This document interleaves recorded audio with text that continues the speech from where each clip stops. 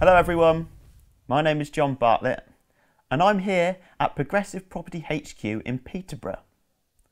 I'm delighted to be interviewing the co-founders of Progressive, Rob Moore and Mark Homer, on their company's 10th anniversary.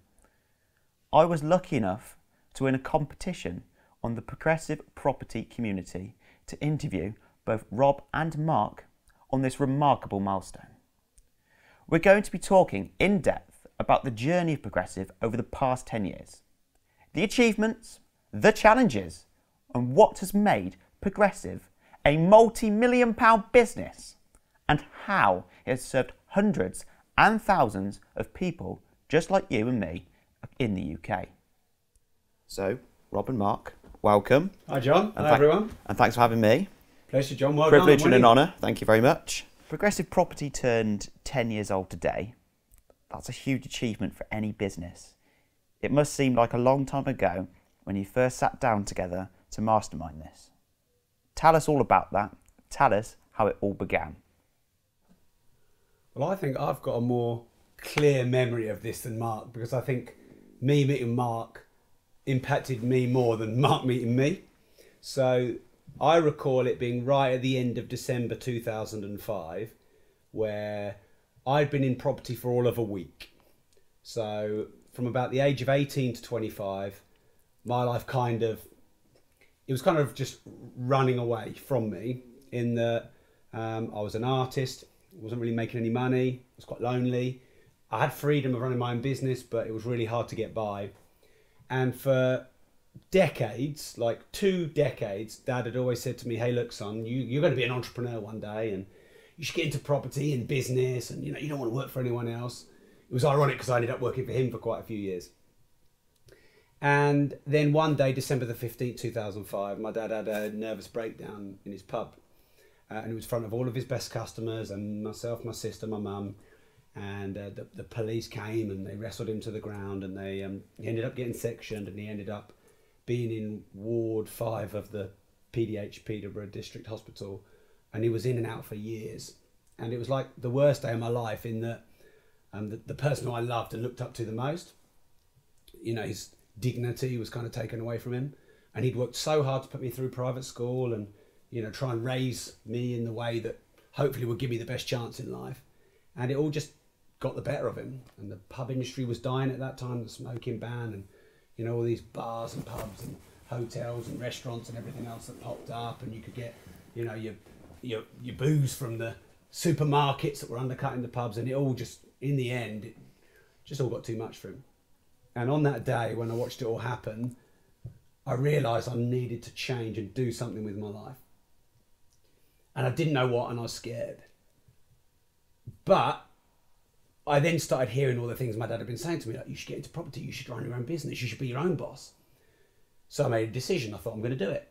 And so I started out on my own journey looking for something. I didn't know what. I knew property was something my dad wanted me to be in, and a lot of people on the rich list were in property, but I thought, well, I haven't got any money, I don't know how to do this. Anyway, long story short, within a week, the gallery owner of one of my, gallery owners who hung my work, he never really sold much for me, but he hung my work. He said, hey, there's this property event in Peterborough going on. And I was like, why would I want to go to a property event? I don't have any money, I can't do property, it's too big for me. He said, go along, try it. And I thought, you know what, I've got to do something. So I went along. There's only a few people there. It was the Holiday Inn in Peterborough. And the last person I networked with and spoke to at the bar, after I'd handed every business card out, was this man here. And he was pretty sceptical of me at first. He probably thought, oh, look at this newbie. But yeah, we got to know each other quite well.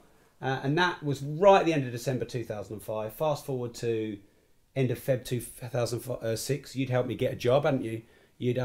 Mark worked in a property company, and he kind of said, look, we need to hire this guy.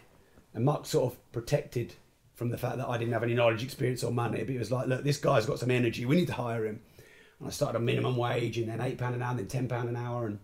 And I think we started buying our first properties together, March 06?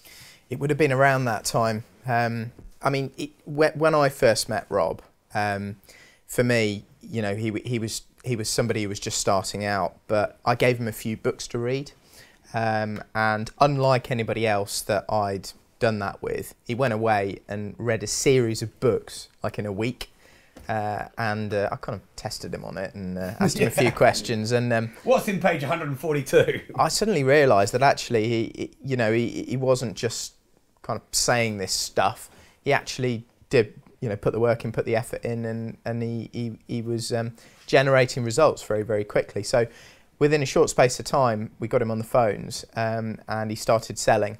And he was there till all hours at night, working out how to sell better. He was reading every book on it. He was working out how to create the marketing story, and he created a whole marketing funnel, and we were kind of selling a lot more and doing a lot more than we ever were.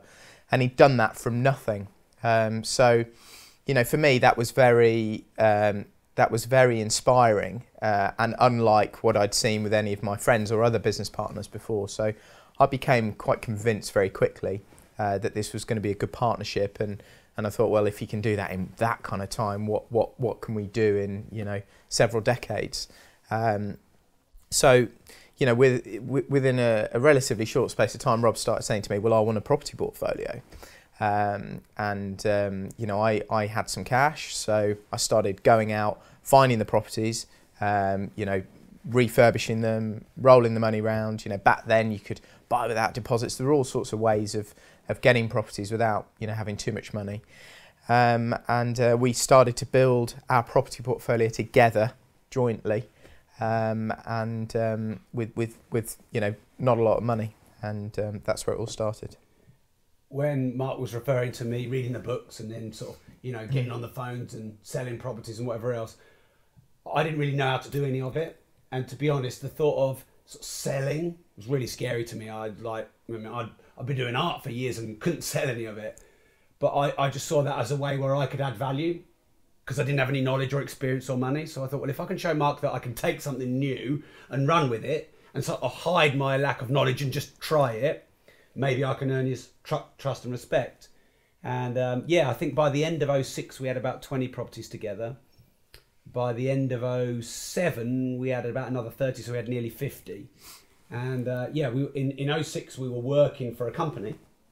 And it was like the greatest thing ever in a way, because whilst Mark and I, if we're honest, would make like the worst employees ever, and probably not born, if anyone is not born, to work for other people, to work in a property company that were, disrupting and growing back then, and to be at on the front line of it. Mark was sourcing all the properties. He was going and meeting the developers. He was going overseas and seeing all the developments. I was doing the websites and the marketing, and I was sort of selling on the phones. And because we had a boss who was very hands off, and he just kind of made us do everything. But in that year of 2006, our sort of fledgling year together, we just got like the most frontline, hardcore, rough and ready knowledge that you could never get at a university, or reading manuals or doing night school or whatever. And it was probably the deepest knowledge I'd ever had in 1 year. And in the end of that year, Mark and I kind of knew together that we had to do this on our own. We'd put a couple of new business model proposals to our ex-boss. I remember he dismissed one of them, and then another one he sort of took off us. And I said to Mark, we need to move. I kind of got us fired, which wasn't always the intention, but it was. I'm very grateful he fired us, because otherwise we might still be in a job. So that's kind of how it all started in Peterborough in 2005, 2006. So was there a certain point where you both realised how you complemented each other and how you both had different skill sets the other one didn't have? That would have been early 2006, I think. It became very clear that I loved going out and looking at properties. I loved going out and doing deals. I loved going out and finding the latest finance, because to me, what excited me back then, actually the core of it is still pretty similar today, although the mechanism's different because I'm doing it on different properties. But for me, getting a property, getting it leveraged, so borrowing a decent amount of money on it, and then watching those massive compounded returns, which would be returns on returns on returns, from not having too much money left in a deal. for me, that is very exciting, and that really gets my my juices flowing. So He loves numbers. yeah, I love looking at a spreadsheet that basically goes from Said with such passion. that goes from that goes from one property, say, to 100 properties. And then, you know, the numbers just become exponentially bigger in terms of equity and cash flow and all that sort of stuff. And I still haven't found a vehicle that you can do that in such a big way. You know, yeah, okay, it takes time, but I think if you find properties cheap and you find ways to add value to them, and then you get a relationship with a good bank, then you can borrow money against them. I think you can move furthest, fastest using a property investment strategy, although our strategies have changed over the years. So for me, that was really, really exciting back then, and it still is today. Yeah. Rob got excited about all the stuff that I've never really got excited about and I'm not good at, like marketing, like writing reams and reams of stuff that people read that that takes me a hell of a long time to do, that takes me a lot more energy and a lot more mental capacity to do. Yeah, I can write an article, but it will be reasonably succinct, and it won't, it won't have, there won't be much, I suppose I call it fluff, but so there isn't my stuff. but certain people will love reading that, but lots of people will look at it and go, oh, that's a bit boring, or that's a bit heavy, or whatever. So I could see that in Rob relatively early on. I could also see the marketing genius come out. And there are lots of other areas in which Rob would be much better than me and more passionate than me. And he uses a different side of the brain to me. So we're built quite differently. And I think early in 2006 we started to identify that, but really the rubber really meets the road when you test a relationship, or you test something, and then you measure the results after a period of time, and we got to do that. So that just solidified my thinking in that it was going to work with us together in a partnership. I think I probably worked it out through the journey in 2006. When I first met Mark, and I think he'd probably say the opposite but the same, I found him quite strange, weird, but very intriguing. I'd never met anyone like that before. And it's like Mark, every time Mark talks about something, he'll get his phone out and he'll do the numbers on it. I was like, that's strange. He's just doing the numbers on everything. And I was never really good at that. For me, it's all like big picture, vision, instinct. Whereas Mark, it's digits, numbers, facts. And through 2006, when we started together, I was like hyper excited. But I was hyper excited because I could see a solution to the pains and the problems I'd had, in 2005 and beyond. But also I probably was a little bit all over the place. I was probably quite a lot of wayward energy. But over that year, Mark was like, well, maybe we shouldn't do that, Rob. Let's focus on that. Let's not do overseas. Let's do existing property. Let's not do all over the country. Let's do Peterborough. Let's just stick to refurbs before we do a load of HMOs. Let's test some HMOs before we do 50 of them. And because I was always like, Mark, more, bigger. And because it's all right when it ain't my money, it's Mark's money. But, when it's Mark's money and his family's money and his friends' money, and, he's putting a lot of his collateral on the line, he just needed to rein that in a bit. And I think it came to a head where I knew we were very different when I was doing this reality TV show. It was called Get a Life. It was at the end of 2006. And it was billed to be the next Big Brother. And it was on Living at prime time. And we were locked in this mansion in St Albans for about 6 or 8 weeks. And I'd been planning for Mark and I to set up Progressive Property. And Mark, he was slower to be convinced. And I was like, we've got to go, we've got to move, we've got to do it ourselves, now's the time. And Mark was like, well, let's just take our time. Anyway, while I was out in the TV show and we had no phone access, I was speaking to him once a week, once on a Sunday evening, our ex-boss found my plans to set up the company. It even had like... it was pretty... it was detailed, They were detailed plans of setting up the company. And so we got fired. But Mark got hit with it while I was on this TV show. Mark was phoning me up and leaving messages. And then I picked him up on the Sunday and Mark was like, Rob, we've been fired. And, he was a bit worried about it, but I was really excited. And I realised then that we went about this very differently. And I was bish bash bosh, and Mark was a bit more like careful and considered. And I think then I knew we were going to make a good partnership. I respected him for who he was. I didn't want to change him, which is really important. You know, often when you're in partnerships or relationships, you want to change people to be more like you or convince them of your way. But I'd met someone actually who I really respected and admired the way he was. I didn't want to change him. And of course, there was always going to be challenges. I knew that because we're different. And I think, yeah, when we started, Mark was able to do this side of the business. I was able to do that side of the business. We left each other alone for a lot of the time. And I think because of that, we were able to get twice as much done. Well, you know, 10 years is a long time, but it's not a long time. It's a long time for most businesses. They say, don't they, 90% of them fail in the first year, then 90% of them in the next 3 years, and then, 90% of them in 10 years. So 10 years is a big milestone. But still, we're going to be doing this for another 60. I'm convinced I'm going to be doing this, you know, when I'm 90, 95, 100. People always ask me, what's your exit strategy, Rob? Death, that's mine. I'm going to be doing this for a long time. You know, all those things we were told back then about compounding, about property market doubling every 7 to 10 years. We've seen it, it's real. And of course, now we manage over 700 units. And, you know, our property companies do, 15 to 20 million pounds, depending on which fiscal year you look. And so we're able to see it now. So if anyone's watching, just keep going. You know, if you want to get into property and you want to do property, just keep going. You're going to have challenges. You're going to have a bad day. You're going to have down vals. You're going to have JV partners who pull the money at the last minute. You're going to feel alone.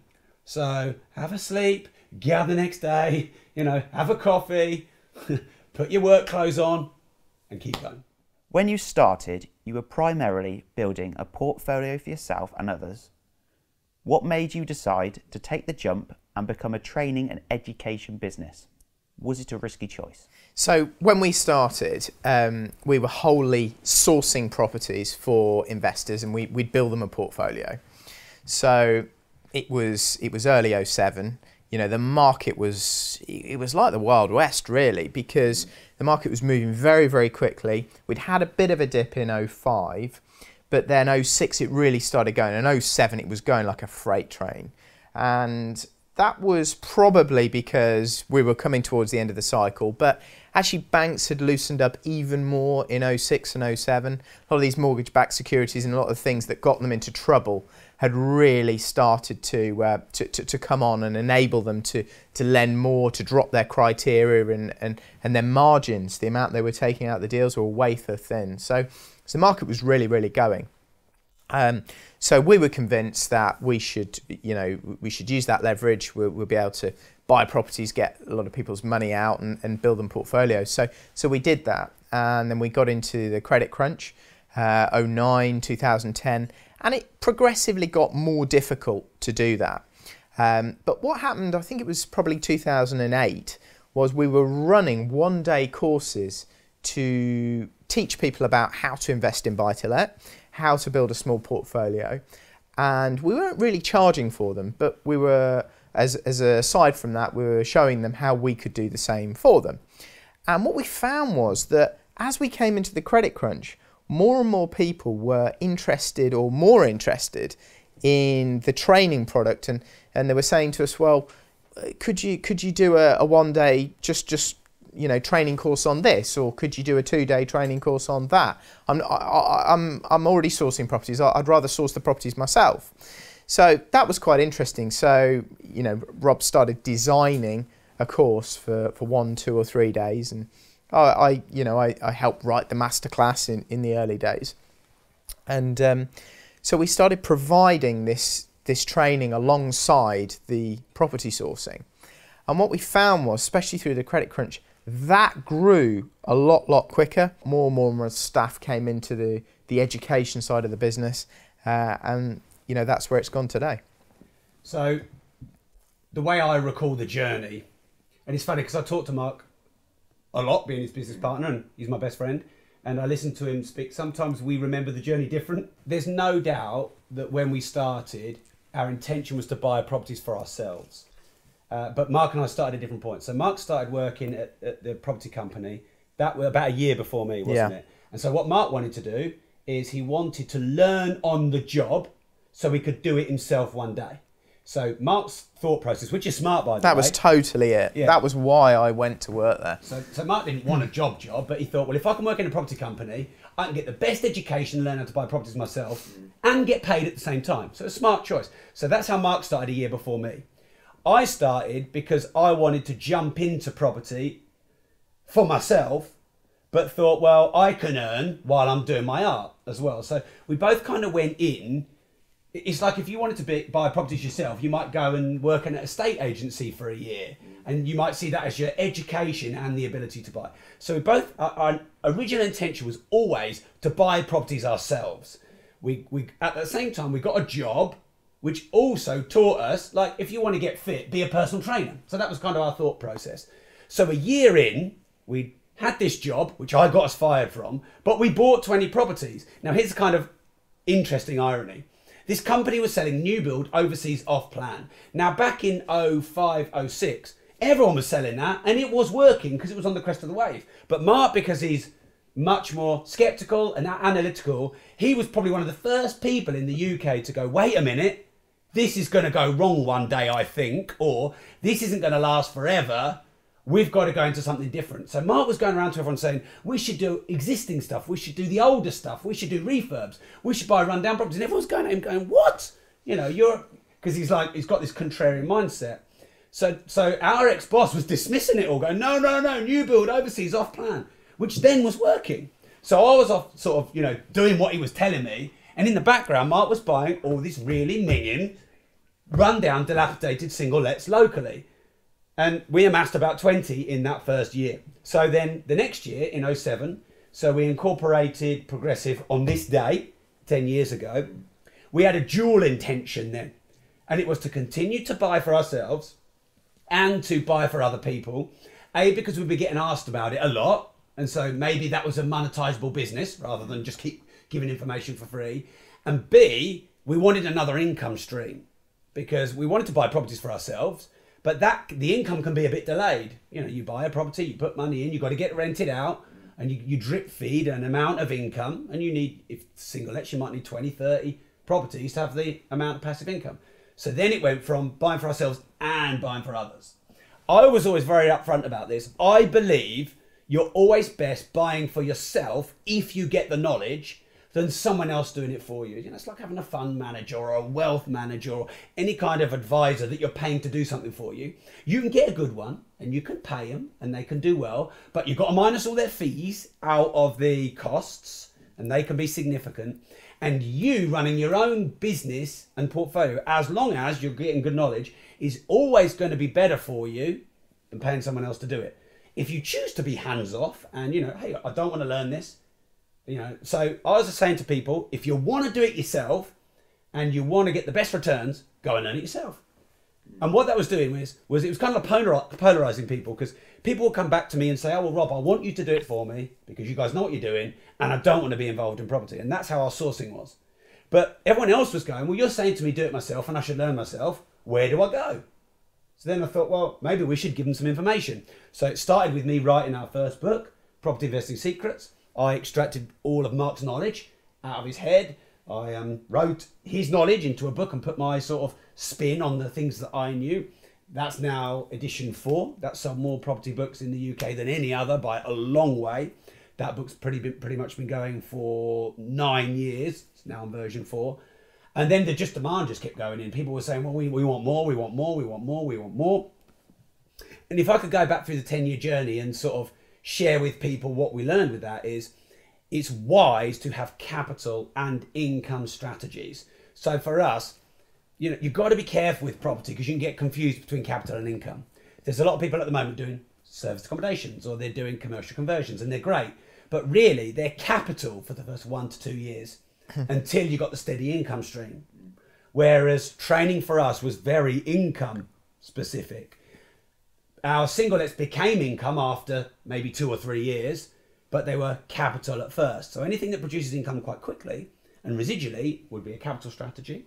And then anything that takes a lot of money and it takes years to bring in the income or is lumpy, like flipping, is capital. So we, you know, fast forward to like 2009, we had income from properties, income from portfolio building, and income from the training. But our passion was always to do properties ourselves. And it still is. My passion, even today, is doing deals. Yesterday, I was on the phone to a big institution around Peterborough, and I think we've just done a deal with them for a 60-room block. And, you know, 2 weeks before, we were just having a 38-room block revalued. You know, that's another deal that we've done over the last 18 months. And 2 months before that, you know, I completed on another deal which we've purchased, which would be 18 rooms. So we're constant. I'll be buying properties until I'm dead. You know, that is what I love to do. Even if I'll be freezing his jeans.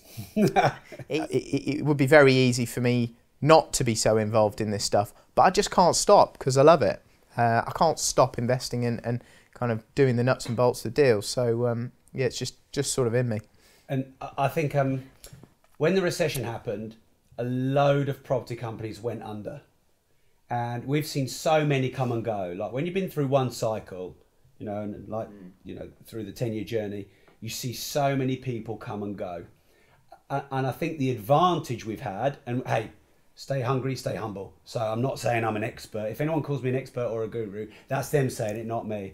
I'm a student and I want to always stay humble and hungry. But because we have those two sides, like for me, you know, sharing information, writing books, getting in on the communities and writing articles and teaching and helping people and always learning and listening to podcasts and studying.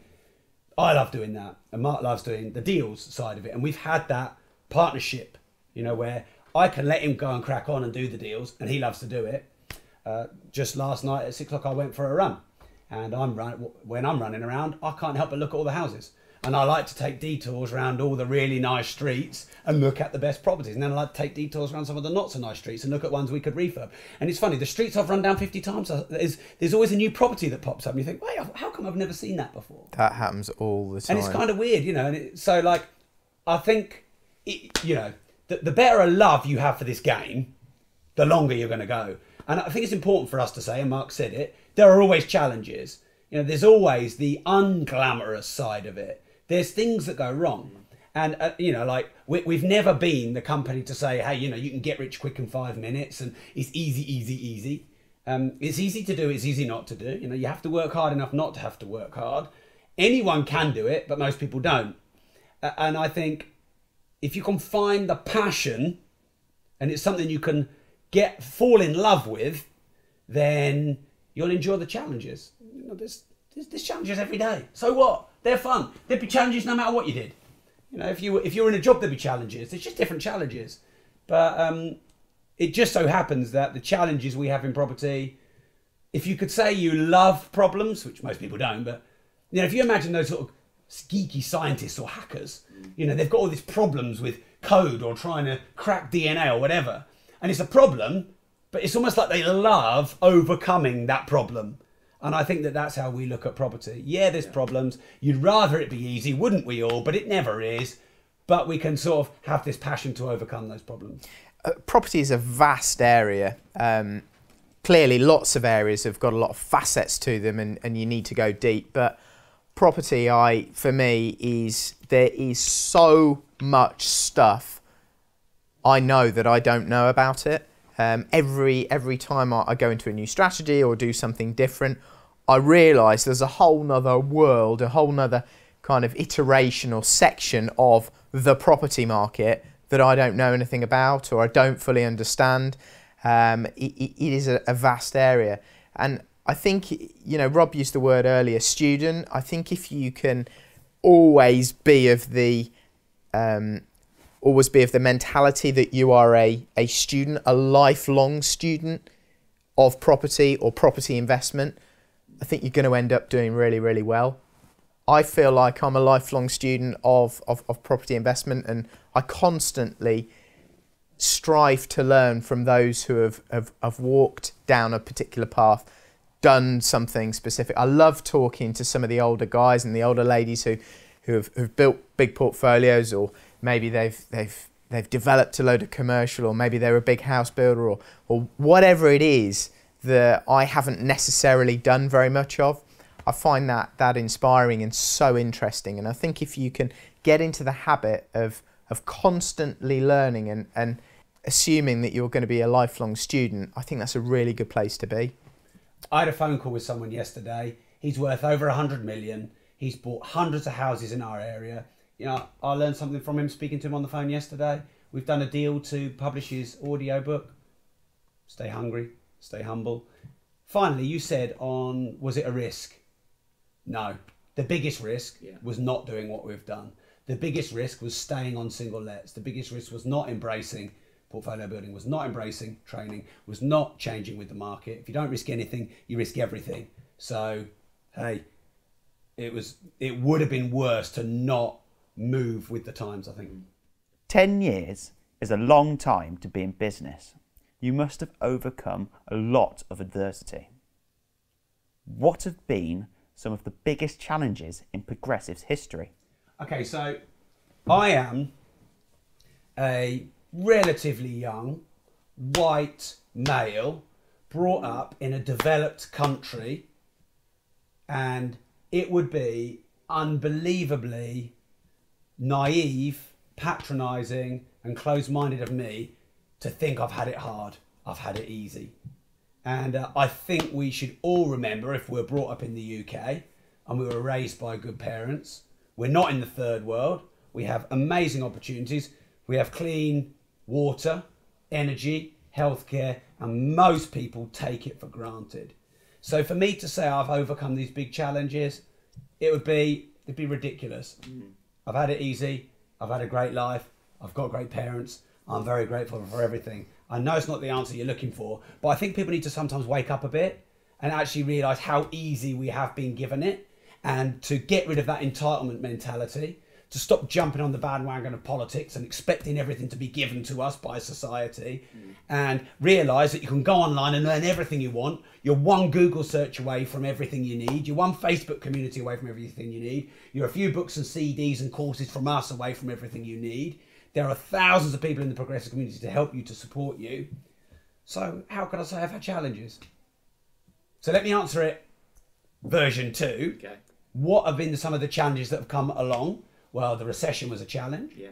And, starting up with no money was a challenge. And being in debt was a challenge. And having staff leave and set up in competition was a challenge. But all of those were also the greatest gift. Because had the recession not come in, then all the other companies wouldn't have gone bust, and we wouldn't have... It was weird. It was like tumbleweed. Because what happened was, there's Rob and Mark of Progressive Property and then all the other companies. And we're little minnows and they're massive entities. And then the recession happened and they all went pop, pop, pop, pop, pop, bust, and this Rob and Mark left.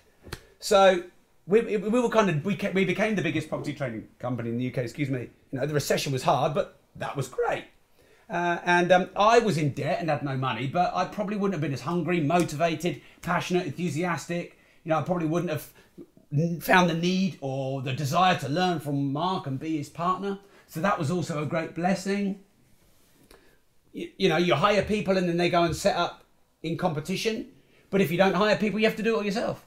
And we've got loads of people we've trained. We've created most of the competition in this marketplace. But I'm very grateful to them for being on the journey. And I can always say I was part of their journey. So, yeah, we've had challenges. They're just normal things that happen. No one died in the office. No one died doing viewings. Some have died in the properties. Yeah. Not our fault, but it happens every now and again. They're old and people die. Yeah. Yeah, I really have the mindset that every challenge, there's an equal balanced upside. You've just got to find it. And that just makes me so excited, with all the virtual reality, augmented reality, with all these social media groups, with 3D printing, with all of this new tech. Yeah, there are downsides, but there are such unbelievable upsides that I just cannot fail to see how you can't have an amazing business, make money and make a difference, scale your business and also have the balance so you can do more of what you love.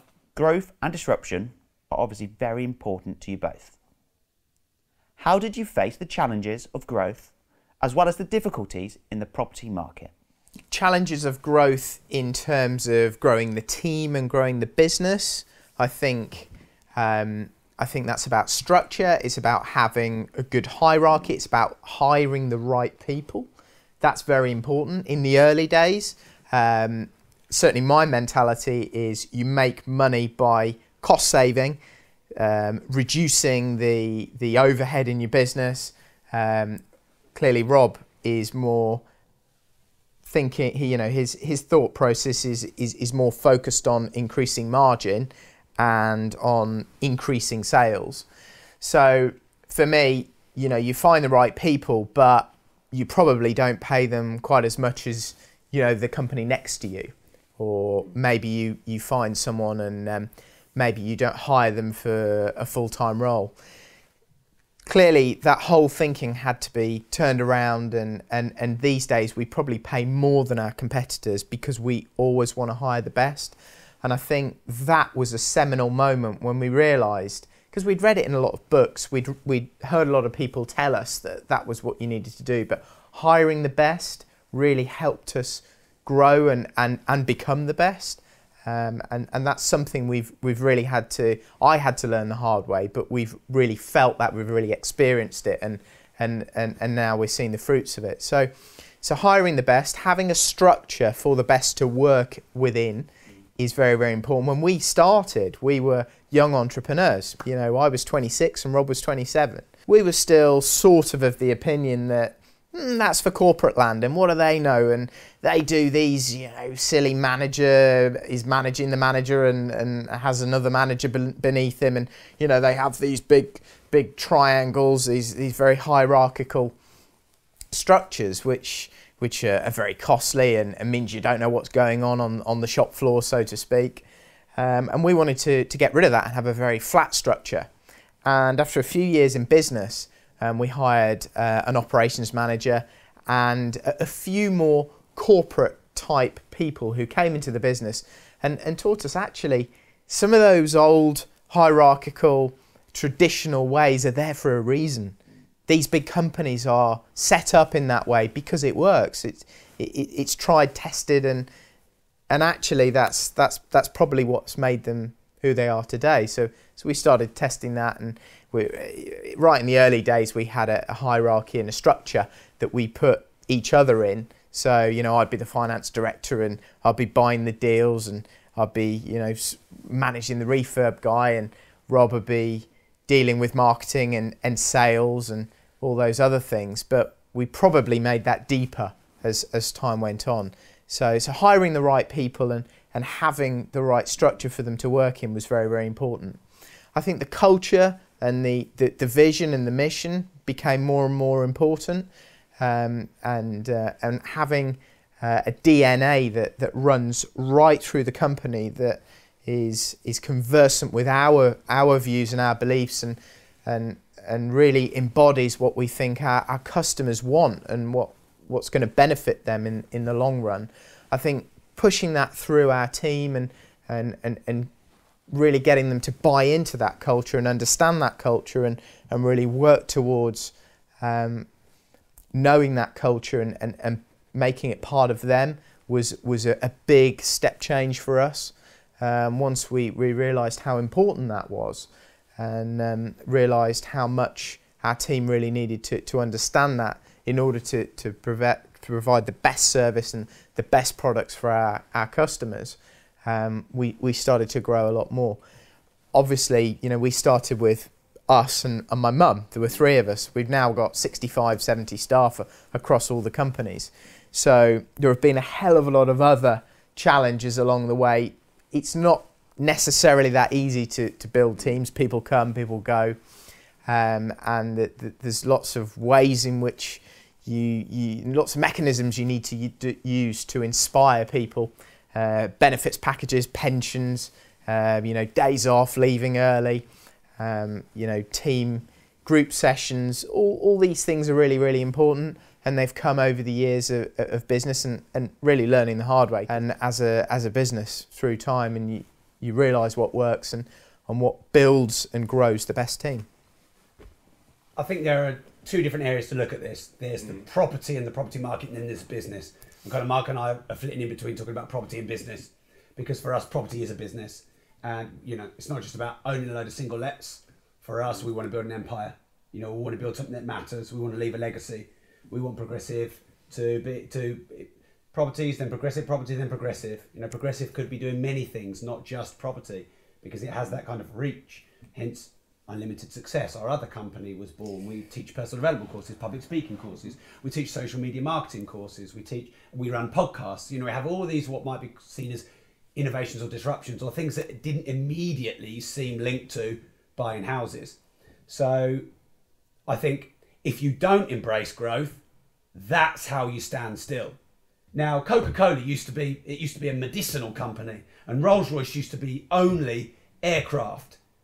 You know, and they moved with the times as cars became more important, and of course Coca-Cola became soft drinks company, and now Coca-Cola buy out companies like Innocent, and they buy out all these health food companies to move into, you know, a new market, and they create the green Coca-Cola, you know, which is using the natural sweetener, because if they keep using saccharin and all this sugar, which is getting disrupted. So if you look at big companies like this, they've evolved 3M, you know, with the adhesives. The Post-it note was a failed glue. So for me, it's obligatory. You have to grow. You have to disrupt. You have to solve problems. You have to move into new markets. But the key for it is to test without risking. You know, you don't want to go all in. So when Mark went from single lets to HMOs, let's say we had 20 single lets, he'd buy one little HMO and he'll test it. And then once that works, we'll buy a few more. And then we've got a load of HMOs. And then you go, oh, okay, well, we might test one of them as a service accommodation, and then we build the service accommodation business. And if we're going to do commercial property, he'll buy one little sort of shop with a flat above it. He won't try and buy the cathedral and HMO it into like 258 million units. So this is what we've done over time. It might look like I'm really disruptive. You know, it might look like I take loads of risks, but actually what we do is we do our main thing and then we creep into these new markets. We're just open-minded, we just test them. Like Tom, who's behind the camera at the moment, he's just become head of innovation at Progressive. He's got a free license. He's having a look at VR headsets. He's playing around with how we can look at all of this new technology and bring it into Progressive. Progressive will probably be the first company that are teaching people how to do package deals and teaching estate agents how to do viewings on VR headsets. And, you know, but we're not going to stop everything we're doing and saying, it's only VR now, because that would obviously be stupid. So for me, it's, you know, you look at growth and you look at disruption and sort of, you know, the biographies, the autobiographies, the documentaries, they dramatise it as like, you know, it's like complete growth and disruption. It's not, it's just iteration, moving slowly into new markets, because obviously you tweak yourself 1%, in 10 years you could be doing something completely different. And I think that's where us being in a partnership helps, because we can play around with different things. You know, I started the first podcast in our company, and Mark let me do it for 9 or 10 months to see if it worked. And then he set up his own, and then we set up Progressives. And so it has been with every business we've got. This has been a great discussion of everything you and Progressive have done. And it's a long list of achievements. But tell me, what's the future for you and Progressive? What's coming next? Well, for us, it's going to be more of the same, but bigger. So we're always into the growth, because for both of us, I think we've realised over the years that most of the enjoyment, the excitement, the passion, it comes from the growth. Actually, when you get to the destination, quite often it can feel a little bit empty. You get most of the excitement from getting bigger and growing. So that's what we'll be doing. Right until, you know, we're 80 and 90. For me, in purely property specific terms, obviously we started with the single lets, the HMOs, and moved through into the commercial buildings, started converting those into apartments and rooms. I'm always looking to do more of those buildings and bigger buildings. I've got some land I'm working on at the moment to put a series of apartment buildings on, and I want bigger commercial buildings to convert into residential. So we're looking at a street in town at the moment, which has got a lot of retail along the bottom of it. On the top floor, we could potentially put a lot of residential in there. That's exciting for me, and I know that we will be able to grow through that process as we learn more and more about different facets and different areas of property. and we grow our knowledge, we're able then to transfer that knowledge into the community, build courses, build trainings, provide DVD sets and CDs and give that inspiration and knowledge to our customers and our community. So over time, the course diversity is likely to increase. The amount of areas and different zones of property investment that we're involved in is likely to increase in both in terms of what we're doing, but also in terms of what we're providing to our community. If you'd have said to me that when we set up Progressive in a little house, a tiny 2-bed house that my dad helped me get on the ladder for, and we started Progressive in this tiny little dining room. It was ironic because you couldn't fit a dining room table in this dining room. So you know how sometimes the estate agents advertise the properties. It was certainly smaller than it was advertised. And we bought a couple of IKEA tables and chairs and a couple of really cheap Dell computers, and we sat back to back, and we had this tiny little house. If you'd have said to me that we were going to be buying the huge buildings in town that we used to rent out to do some of our courses in, I'd have said you're mad. But we ended up buying them and converting them into 38 odd units. You know, if you'd have said to me we were going to be the largest property training company by a mile in the UK, I'd have said you're mad, because we weren't even doing training. If you'd have said to me we'd have written all the property books and then all the non-property books and sold more property books than anyone else in this last decade, I'd have said you're mad. And for me, that's the exciting part. So I think you've got to balance having a vision, having a legacy, desiring to grow, having a plan, and also embracing the unknown. So for example, what am I going to be doing in the future? Probably growing the podcast. I'm already writing our 9th book. The 8th book has been finished. It's called Money, and that will be launched later in the year. There's new property strategies that Mark will get into that he couldn't even talk to you about yet, because he wouldn't have thought service accommodation a few years ago. He wouldn't have believed that he could convert commercial into residential, because he'd have thought that was only for developers. So our values are progressive, innovative and personal. And so the future for us is being more progressive, more innovative and more personal, which means we do these new strategies ourselves because we have a passion and hunger and desire to learn and do them. We test them behind the scenes, like we are at the moment, testing a couple of new strategies. Mark's getting into some different commercial sort of sections, if you like, B's and C's and D's. And then when it works for us, we're going to throw it back to you in the community and show you how to do it too. And, we're going to get new platforms, so iTunes and podcasts is one we've gone into in the last sort of 18 months, which is a real growth market, but there's going to be new ones of them in the future. We're going to be getting more people into the community.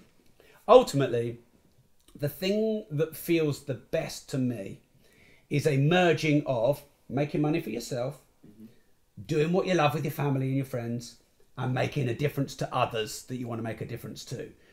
So that if making money is great, but if you did that alone and, you sacrificed everything else, then it's not great.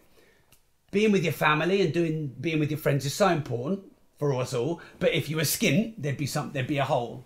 But also the third part for me, which I probably twigged maybe 5 years ago, once I'd made my, first million and become a millionaire and that was done, it's about how you help others. And I put a post on the community today, which has had hundreds of likes already, and loads of people saying, wow, it's great, thank you for sharing your story. And honestly, that makes you feel as good as a big payday in the property market. So I would think we will continue to make money for ourselves, without guilt, unashamedly.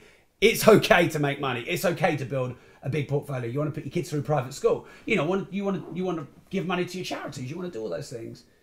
Spend time with cool people, and also giving back to the community. So that's why I'll always be writing books. That's why I'll always be running my mouth off. That's why I'll be doing a 20-year anniversary video, and a 30-year, and a 40-year, and a 50-year anniversary video, and writing more books and doing more podcasts and finding new strategies, because that's my purpose in life. In 2016, we raised over 140,000 for charity. Sue Ryder was the main charity that we raised money for, with the the world record attempt.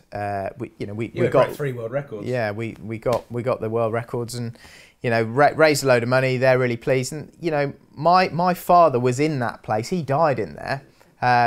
We want to help those guys. We want to help the people that are at the end of their lives, and I know Rob's got quite a few connections there as well, helping those who need help and haven't got the same opportunities or have been dealt a bad card in life.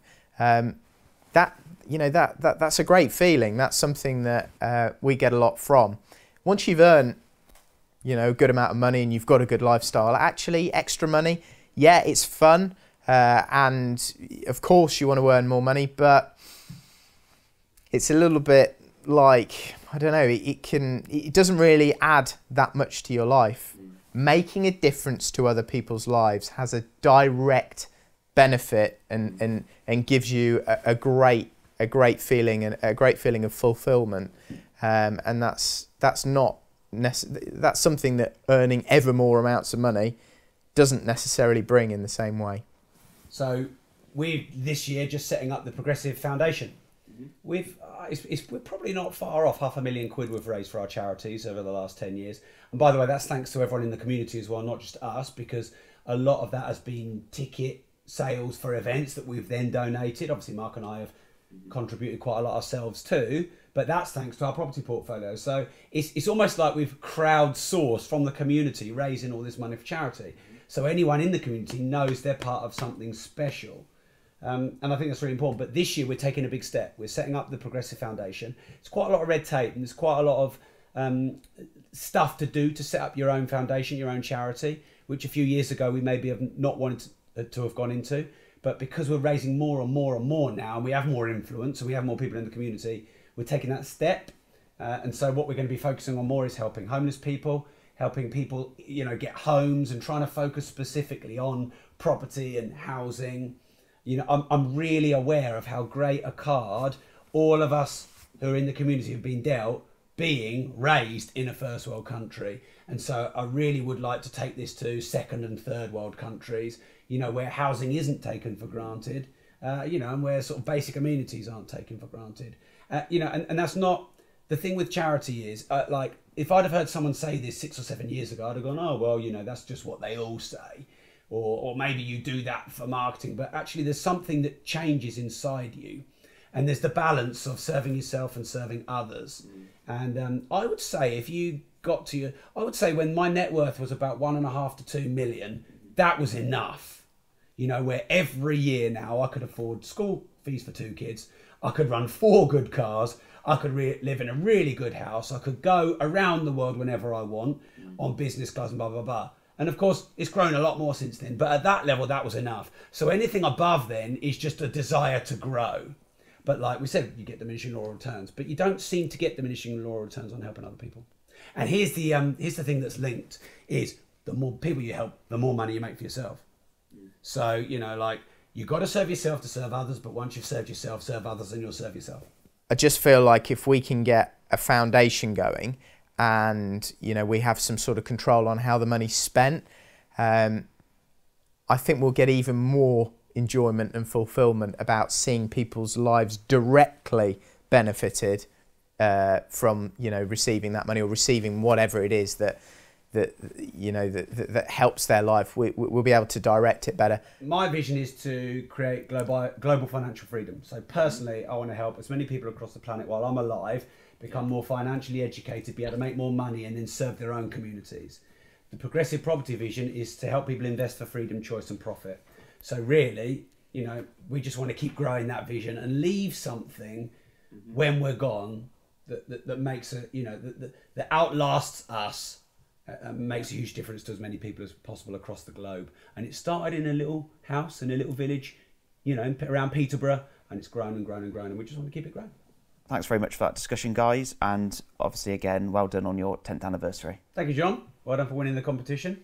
You get 10 days shadowing us this year, don't you? Yeah. So Mark only just found out, apparently. Yeah, thanks, everyone. Thank you.